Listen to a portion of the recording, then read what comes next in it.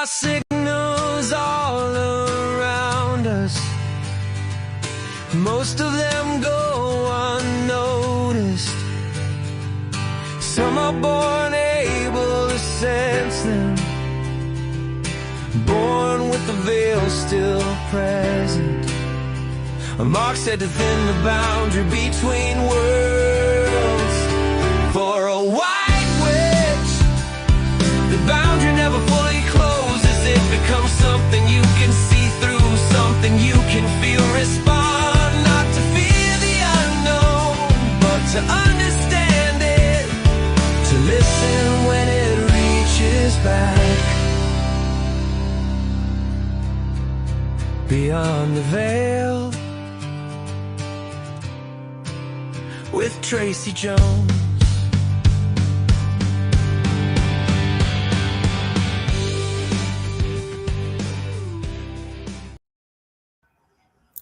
Good evening and welcome to my premiere edition, my premiere episode of Beyond the Veil. I am so excited to be back on. It's been a little bit and I'm learning all this new stuff. So give me a little grace tonight. I might hit a button or two that I shouldn't, but that's why I like going live. You get it as it happens.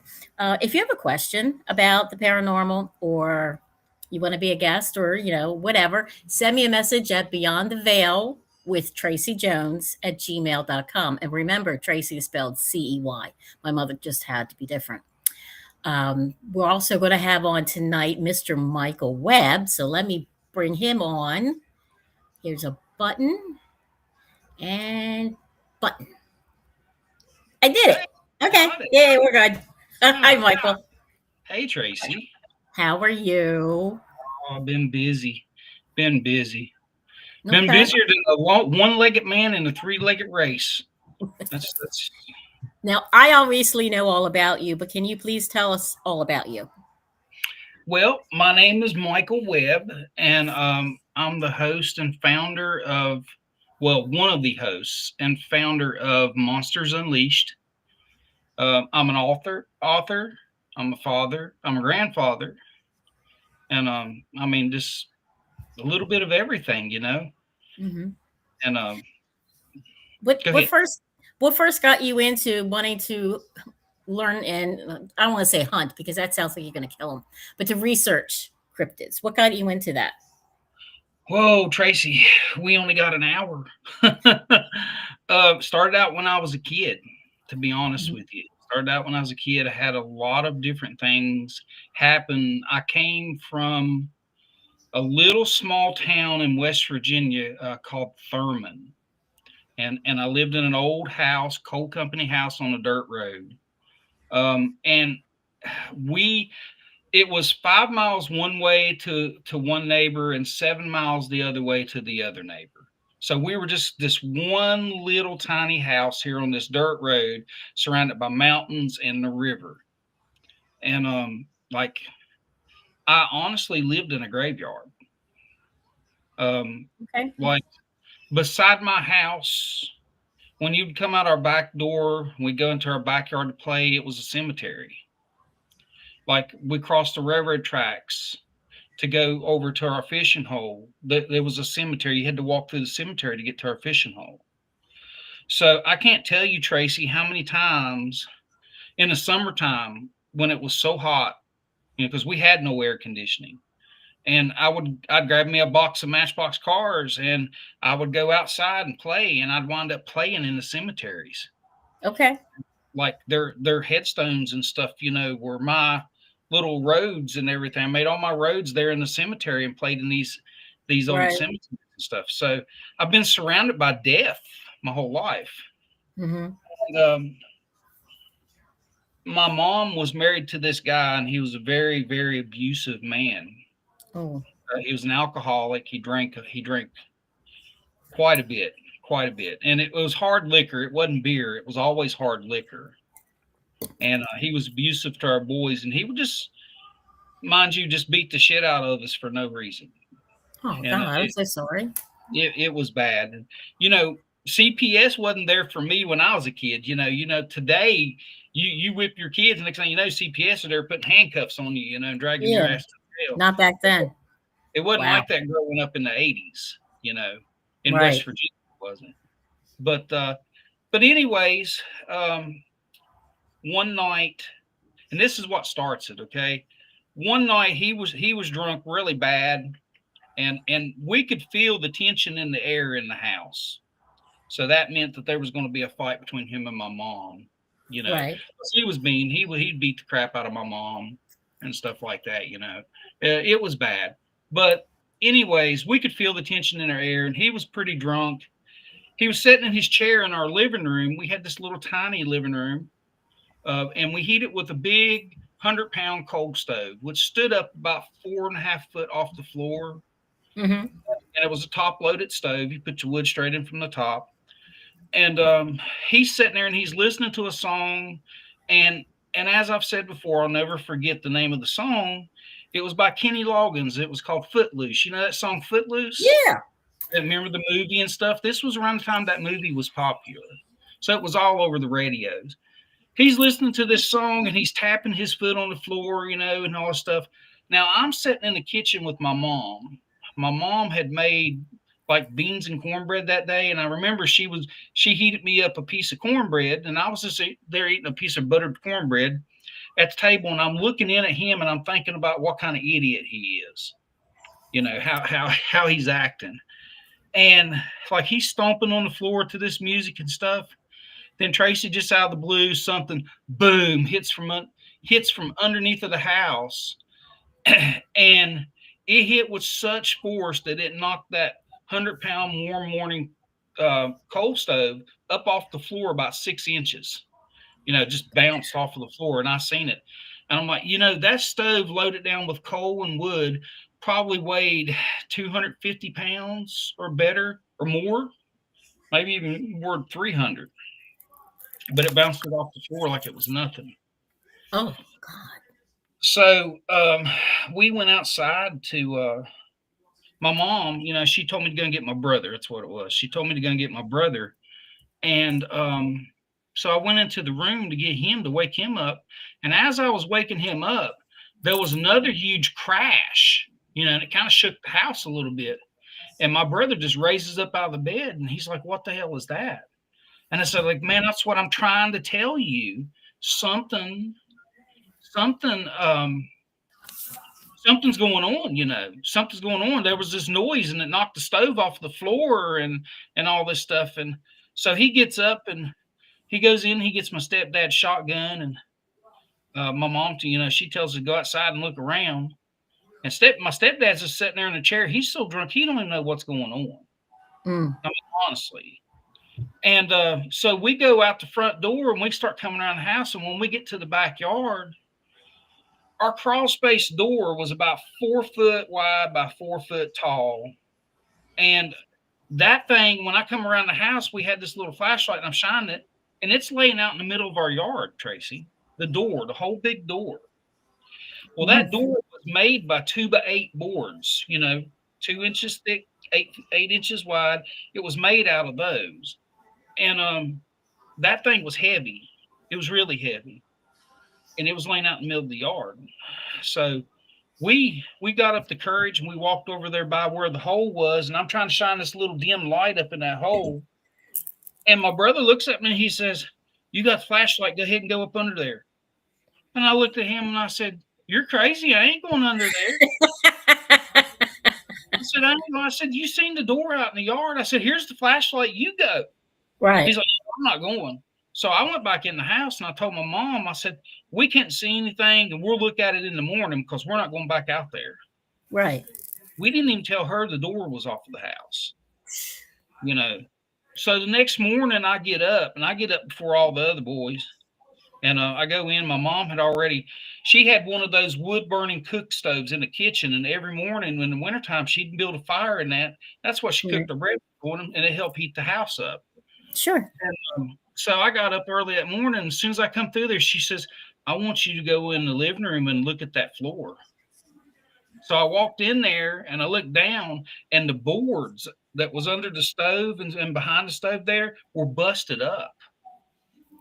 It's like whatever it was hit the bottom of the house with such force that it not only bounced that stove up off the floor, but it split the floorboards of the house. Wow. Okay. Now that's what started it. Okay. From that point on, crazy things happened around our house. And like rocks, we would get like 3 rocks, Mm-hmm. and they would be put out in the yard, and they were always across from our bedroom, the boys' bedroom. It was always across. So like if we looked out our bedroom window, we could see the rocks on the ground. And it was always 3. It was always 3 rocks. I'm Always. not surprised. 3 is the center core of everything. Yeah. Well, we would get in trouble for those rocks being in our yard. My stepfather would blame us boys, normally me, because it seemed like he centered his attention on me quite a bit. And so like I'd get in trouble all the time. Those rocks would get put out there, and I would move. I would take the rocks and move them and go and put them over back up on the rock wall or something like that. Right. And like within a few days, those rocks were back again. And I can't tell Tracy, I can't tell you how many whippings I got over those from my stepfather. He just beat my hind end because he'd hit a rock with the lawnmower or something like that. Next thing you know, yeah, I was getting it. I'm getting a whooping. Yeah.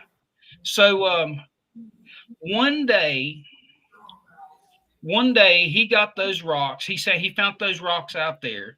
And the funny thing of it was, Tracy, I'd stayed at my friend's house for most of the week. Okay. And he'd hit those rocks with a lawnmower. Mm-hmm. And he got mad, and he took those rocks and he threw them over across the hard road, over there across the road into the ditch and stuff, you know. And I come home that day, and he's still trying to find a way to blame me for it. And I just told him, I said, you know, I haven't been home. You know, I don't know anything about it. I haven't been home.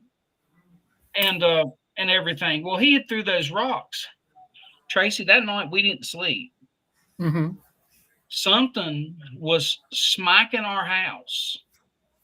And it would smack our house. You go try to look out the window or something, you'd not see anything. And by the time you would get to the window to look out that way, it was smacking our house on the other side all night long. Oh, okay. And you know, where I come from, you don't call 911. Okay.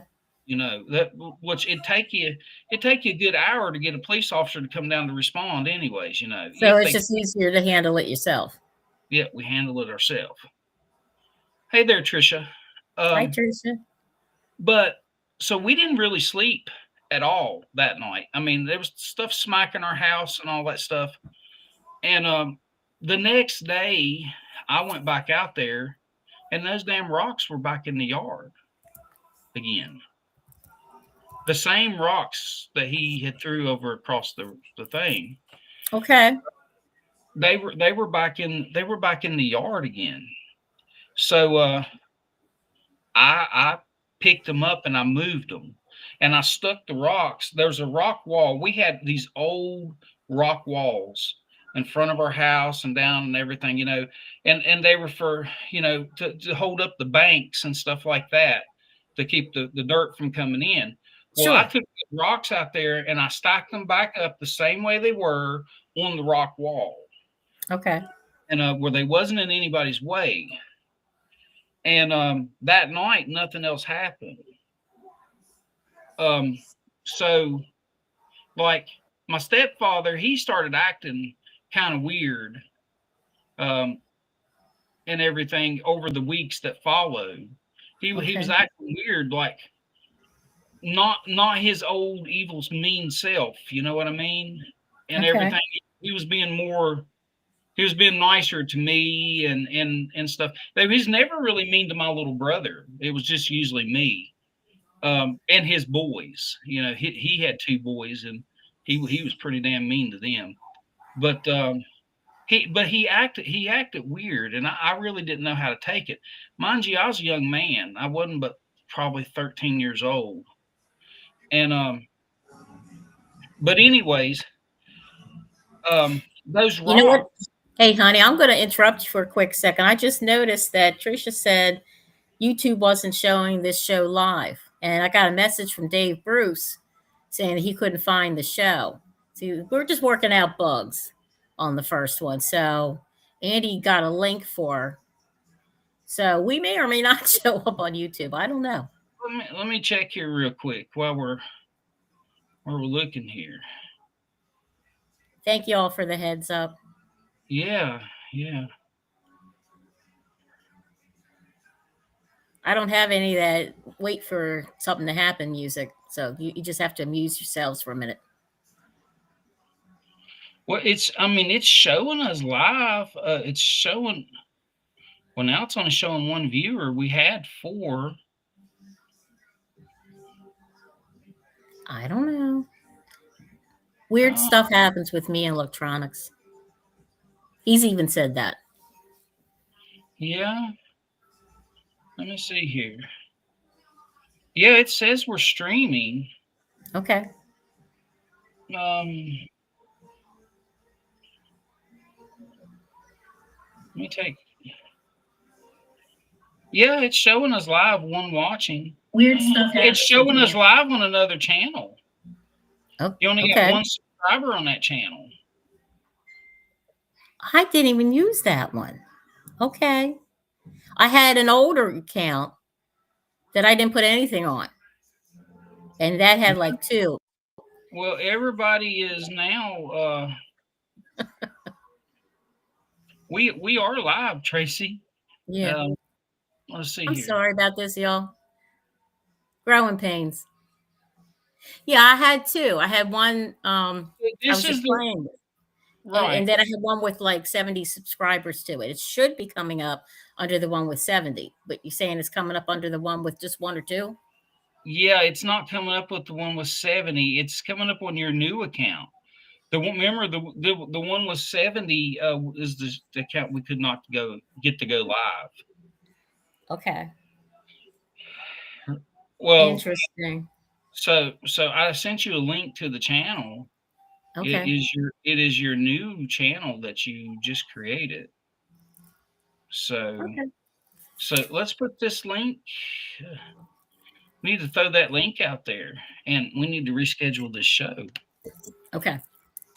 I mean, we can still go live here. You have a guest at your house. That's what you were saying. So, but anyways, let me sum it up then, because we've got 3 people now watching. So my stepdad, he started acting kind of different, and like I never knew what was going on, honestly. But those rocks, he had took those rocks off of the wall, and he had got rid of them. He threw them away, and threw them down over across the railroad tracks and stuff like that. Right. And he was acting kind of weird. Well, those rocks came back, and they just, no matter what, if you got rid of them, they always came back. I moved them to keep from getting in trouble when I seen them. Right. and stuff like that. But later on, my mom had told me, before my mom died, she had told me about that night, what had happened, that I wasn't home. It was just him and her and my younger brother there. Okay, thank you, Tricia. Thank you, Tricia. That she had told me about what had happened, I guess, that changed him, that they were getting slaps on the side of the house. There wasn't anybody home but the 3 of them. My younger brother, which was like he was like 8 at the time, 7 or 8, something like that. They were getting slaps on the house, and he had went outside with his pistol to see what was going on. She said that he come back in the house and locked the doors behind him, and he just didn't talk about what was going on. But he started treating those boys a little bit better. Okay. And everything, and I think that he saw what that was. And and a lot of people have said that that thing could have been a protector. It could have been a big Sasquatch that was doing it. And it was so cold that night that when it knocked that stove up off the floor, I mean, it was really cold outside. And that thing could have been underneath of our house, out of the weather. And when that was going on, he was stomping on the floor, that it irritated it enough that it hit back. Okay. And throughout the years, Tracy, I had experiences there, fishing down below our house and stuff. One night we heard something way up in the holler, Mm-hmm. whooping noise. It was me and my two stepbrothers were down there fishing, and we heard it 3 different times. One way up in the holler, once a little bit closer, then once right beside of us. It run us off the river. And then like I would be hunting when I was an older teenager. I'd be hunting up in these hollers and I'd spot stuff up on top of the ridge tops moving and everything. And just it wasn't bear. It wasn't bear, and it would be there 1 minute and gone the next. Hmm. And so I've pretty much lived my whole childhood with these things around me. And as I got older and older, I was more curious about it. But see, I moved away and I Mm-hmm. got married, wound up getting married, and had that heathen that's in the chat there. She's a wonderful young lady. Stop that. Yeah, you keep telling yourself that. She just needs to go back to the hospital and get them kidney stones taken care of. Trisha's about as vicious as a pit bull. When you take a stab at her, she'll come back at you like she's the freaking 3-headed dog Cerberus. She's a firecracker. I'm gonna tell you right now. But I love her. She's my firecracker. She's her daddy's daughter. There you go. But anyways, so that kind of stuff happened, and I moved away. I got married, and I went down and hunted a few times down in that area after I was married and stuff. And I just took myself away from the equation. Okay, and until I moved down here to North Carolina. And I took my son. It's been about 6 years ago, 5-6 years ago now. Mm-hmm. I took my son with me to a hunting trip down in the Perkins Game Land down here in North Carolina. Right. And we got in there, and it was early morning. It was probably about 9-10 o'clock, something like that. We got into this area and we'd set up. We was in a good spot. Walked in there for miles. And we're sitting there, and all of a sudden, we get this loud tree knock right down below us. Okay. And like I knew instantly what it was. Right. My son, which was like 16, something like that. He looks at me. He says, "Dad, was that a tree knock?" Which now mind you, this is my autistic son. Okay. Oh. I'm not saying that Michael's a very smart kid. He functions different than other children. Sure. But he's an avid hunter. He loves to hunt. He loves to fish. So, and that kind of took me by surprise when I heard it come from him. And I'm like, it sounded like it to me, So I got up and I walked back over that way where we heard it. I didn't see nothing, which that meant I didn't see anything to produce that noise, And so we messed around there for a little bit, and we went around to this other spot, and we got in there and got us a really good spot, found us some stumps we could set on. We had some coverage and stuff, Mm-hmm. And Tracey, we started getting this noise coming out probably about 100 yards out in front of us. And it was the most god-awfulest noise you'd ever heard in your life. It was an ungodly scream, like a primal scream, deep, dark. I mean, it was really deep. It was something that you would hear out of a freaking horror movie, to be honest with you. Huh. And it didn't stop, Tracey. It did not stop. But it went from being in front of us, and next thing you know, it was off to the left of where we were at. Now, me and him were probably 60 yards apart, separated, Right. And it was coming like one time you would hear this up here in front of me, and then another time you would hear it down there by him. Okay. And when the third one came, we decided it was time to go because we were getting surrounded, because I had it going off in front of me. Then you'd have it go off down by him, and then it was going back off to the other way like it was behind me. Right. And there were 3 of them. Mm-hmm. And if my son was in here, he would tell you, the same story. Right. And it spooked him so bad that I have a hard time getting him to go back in the woods anymore. Okay. And that's why my son Michael isn't part of Monsters Unleashed, is because he doesn't have an interest to go with me on these expeditions and stuff. Now we're taking him next week. We're going back to the LBL next week. So, Okay. and I'm taking him with me. It's one of those things I just told him, hey, you're going, you know.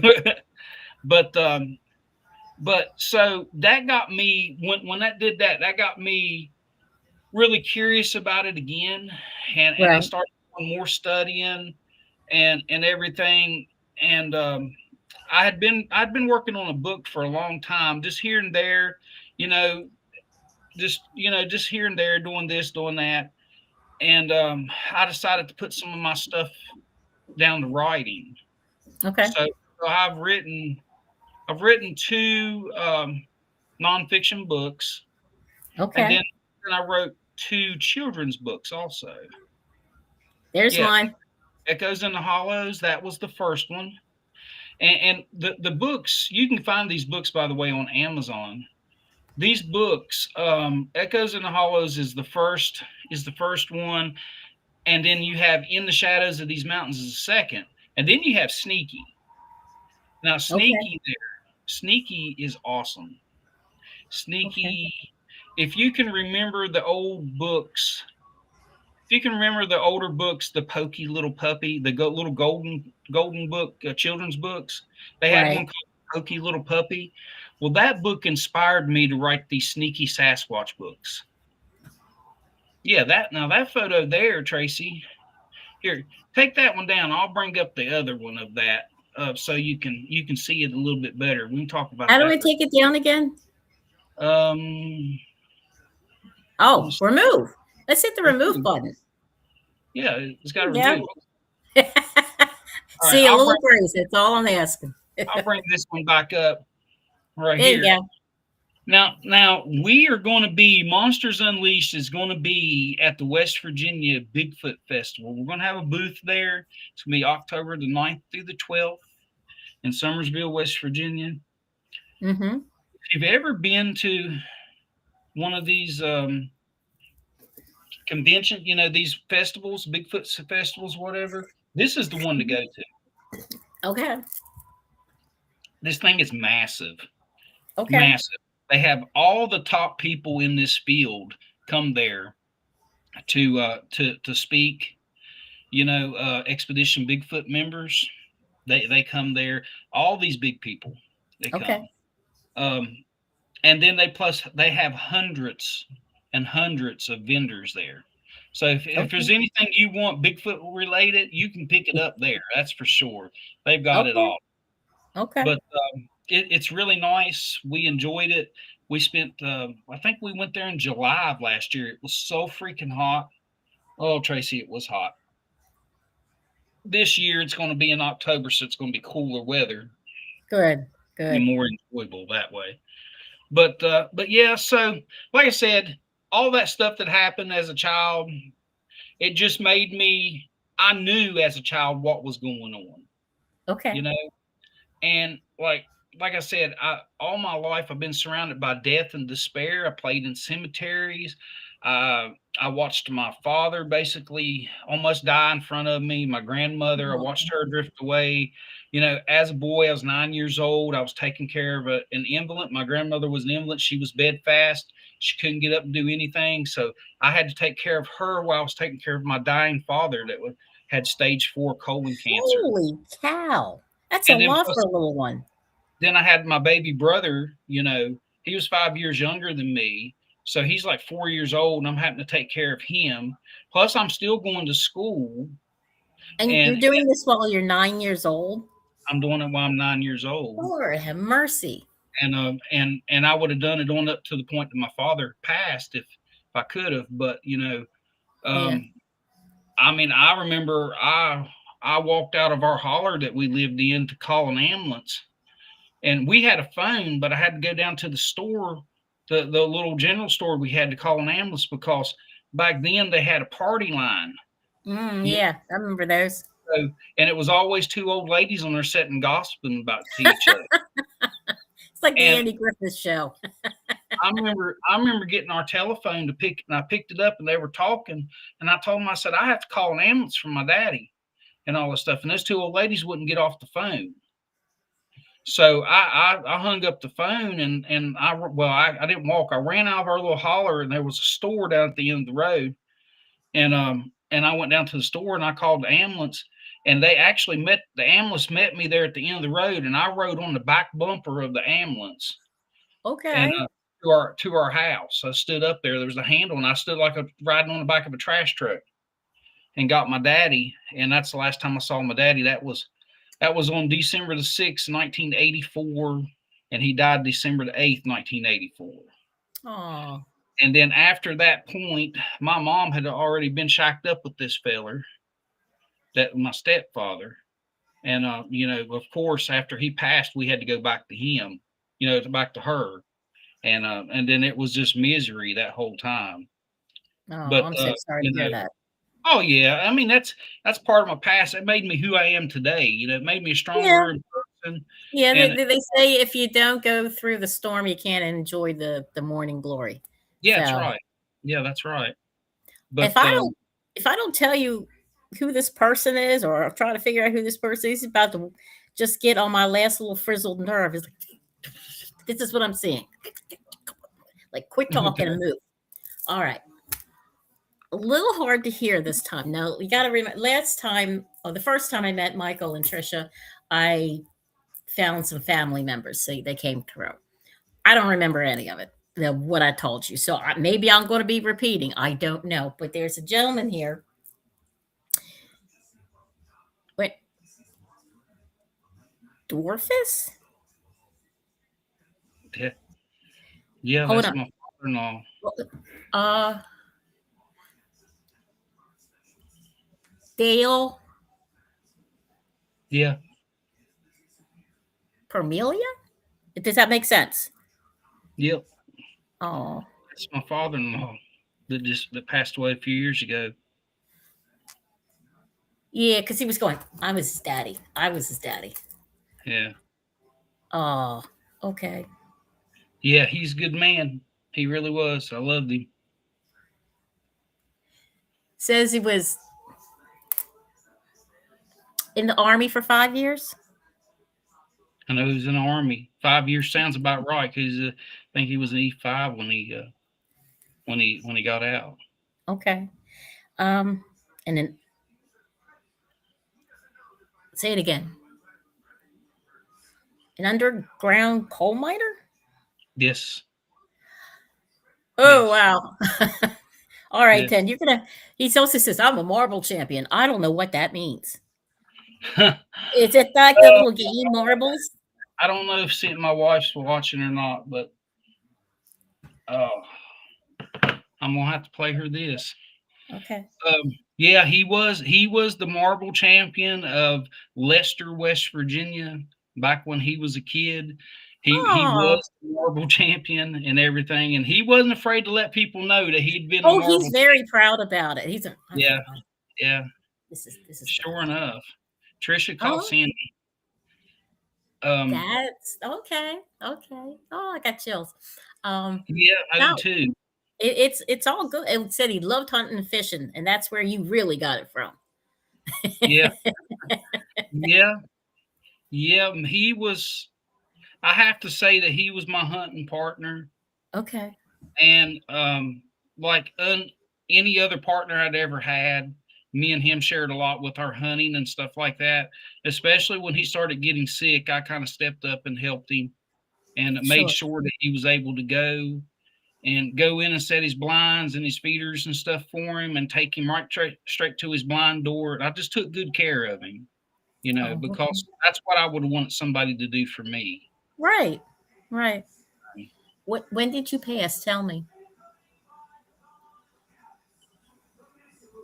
April of 20? Sounds right. I believe so. Yeah, I believe that's right. He's going, yeah, that's right. I know when I died.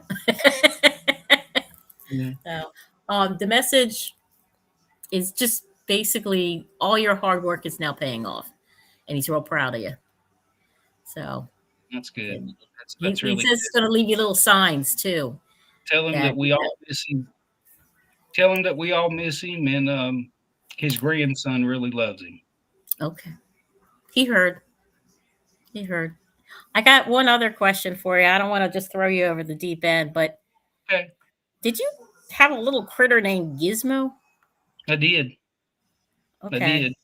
Little like one of them little toy things. Yeah, Because he was. he was holding. I don't know how, if they knew of one another or whatever. But I mean, once you've crossed over, time really doesn't mean anything, you know. But he was holding this little dog, and he said Gizmo, Gitmo, something like that. So I'm sorry, Michael. It's okay. It's okay. Yeah, yeah. Gizmo was a 3-pound Chihuahua that I loved more than anything on this earth. Oh, He passed on me. He passed on me, and broke my heart. I'm so sorry. He looks good. Yeah, yeah. He He's was a good. cute little feller. He only weighed 3 pounds. A little fluffy, little long-haired Chihuahua. You know, Let me guess, 3 pounds, but 20 pounds of attitude. 3 pounds, 150 pounds of attitude. So, Yeah. yeah. He's they're gone, but right before he went to turn away, the dog was like licking on him. That's Gizmo for damn sure. Licked Mm-hmm. everything. We called him Lickum Lizard because his tongue felt like a little lizard. Yeah, that's Okay. crazy.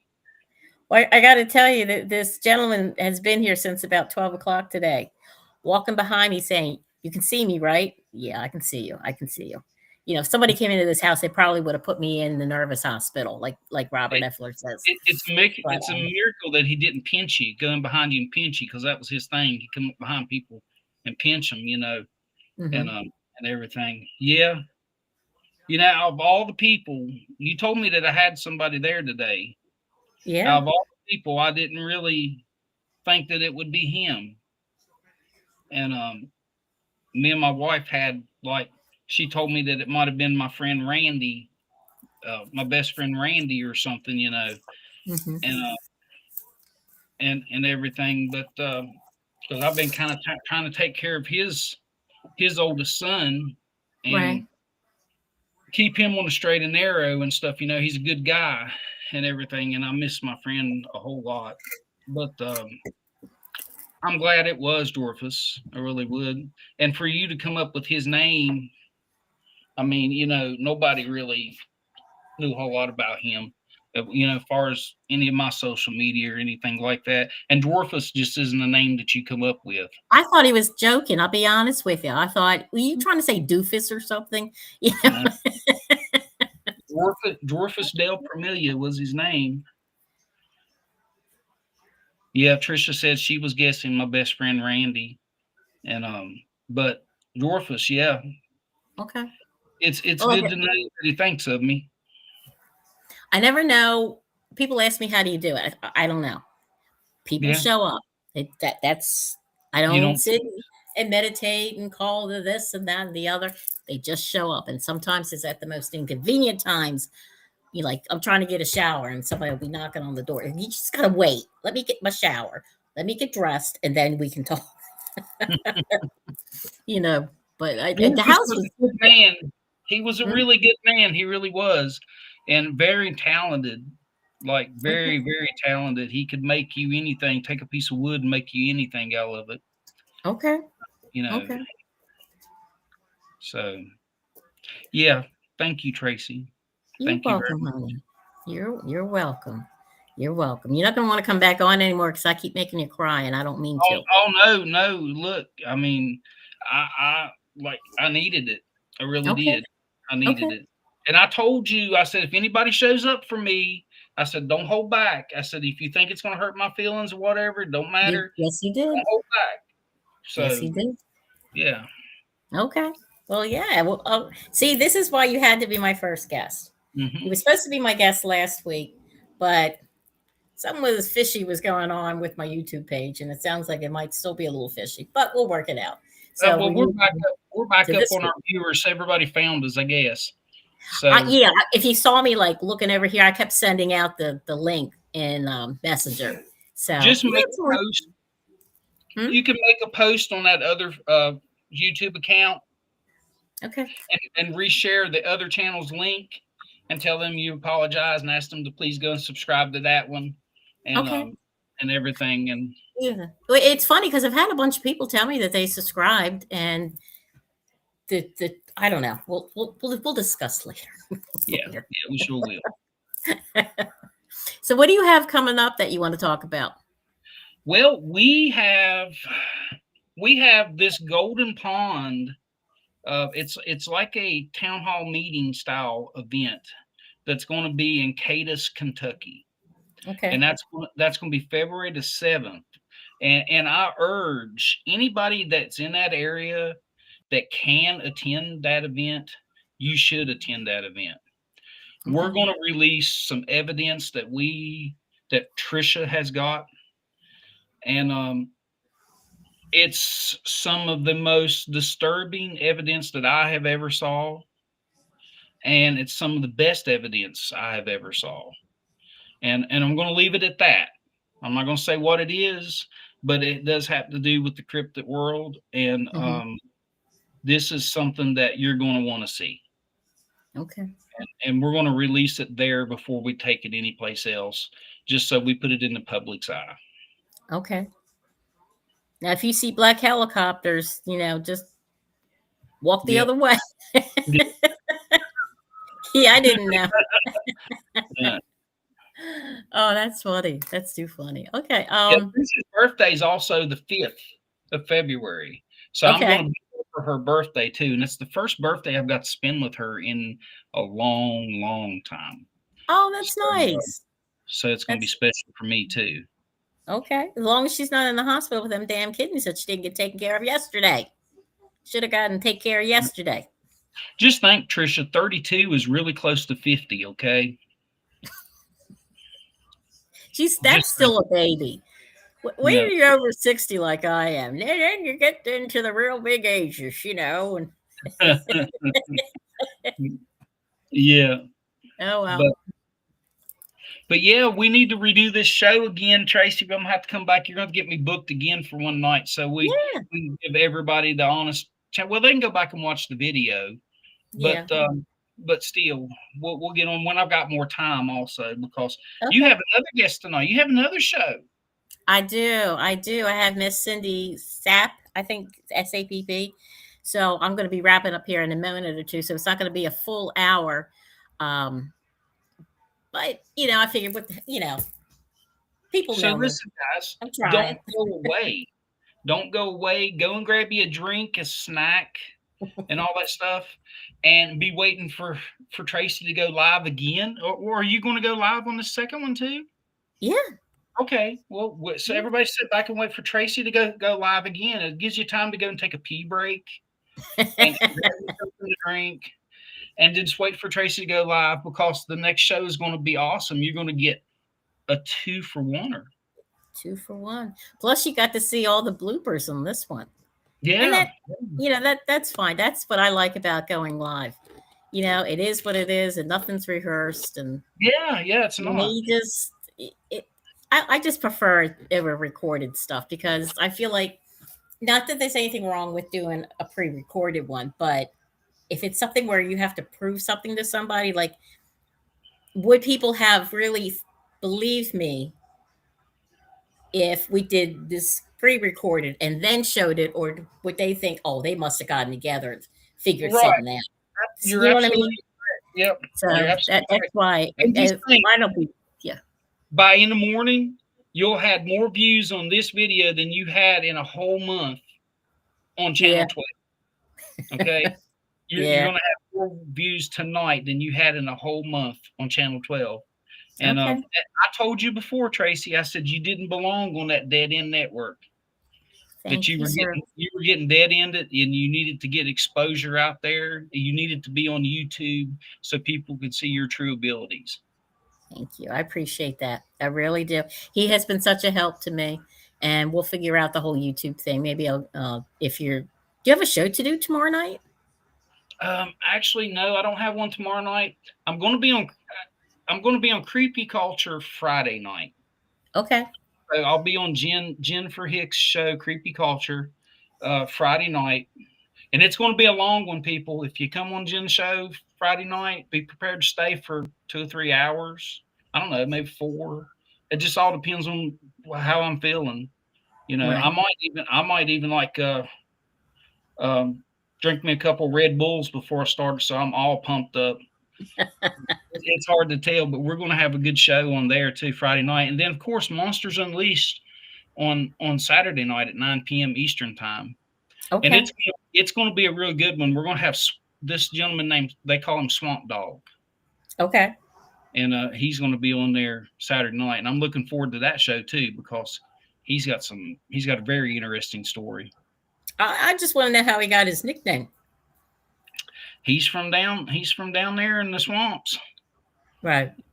And Did you ever see some of those shows on, I don't know if it's the Learning Channel or whatever it is, Swamp People?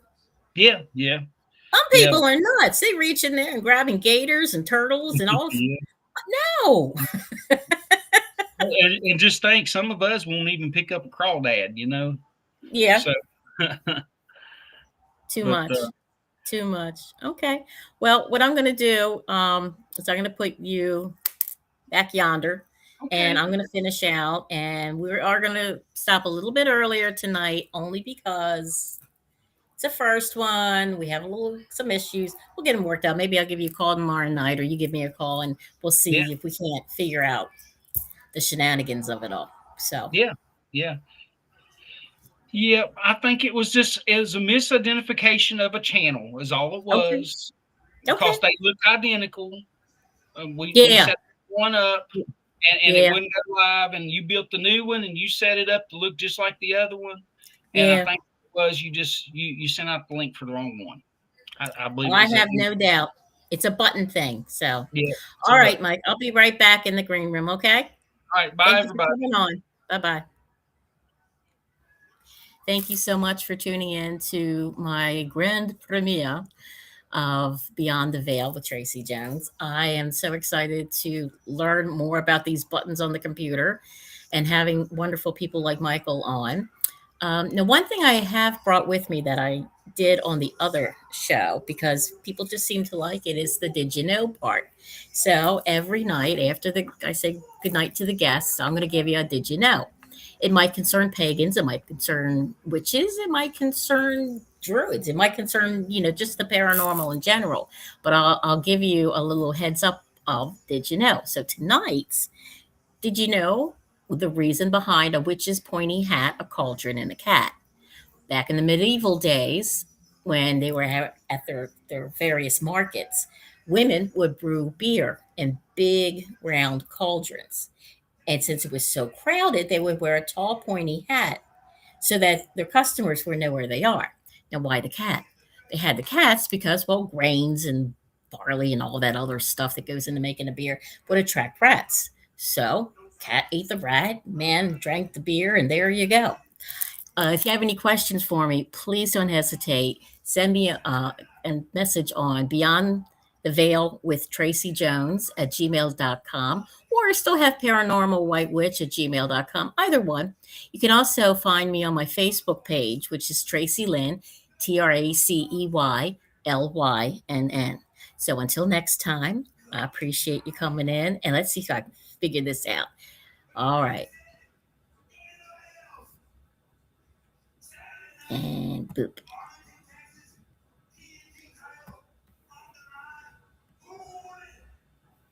Remove.